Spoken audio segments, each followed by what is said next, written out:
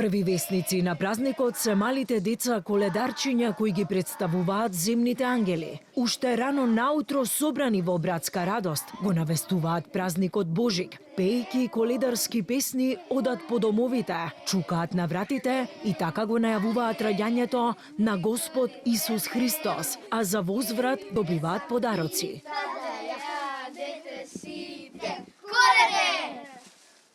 Според традицијата, домаќинките ги даруваат малите коледарчиња со колачи костени, ореви, јаболка, портокали, постни колачиња и по некоја паричка. За да го навестиме директно на Господ Исус Христос.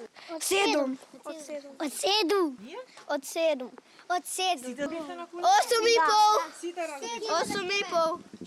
Јаболчиња, костени, крем баданки, бомбони, парички, бомбончиња. Денеска е Коледе, утре е Божик, ке колеме теле, теле вика леле. Бадник е последниот ден од 40-дневните божитни пости. На бадниковата вечера семејството се собира околу бадниковата постна трпеза. Традиционално се подготвува риба, постна сарма, тавче, гравче, компир и пита, суво или свежо овошје, ореви, костени и мед. Се верува дека колку е побогата трпезата, толку побогата ќе биде и годината.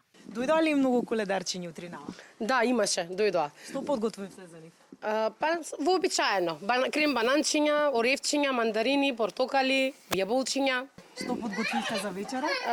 Нормално, бадниковото лепче, погачата, пита, гравче, сарма. Според традицијата, неизоставен дел од вечерата е лепчето со паричка. Вообичаено, лепчето го дели домаќинот. Првото делче е за Бог, потоа за домот, за себе и редум на останатите членови на семејството. Оној што ќе најде се смета за најсреќниот во годината што предстои. По вечерата храната се остава на маса поради верувањето дека ноќта Бог ќе дојде за да вечера. Бадниковата вечер ја носи тивката радост на исчекување.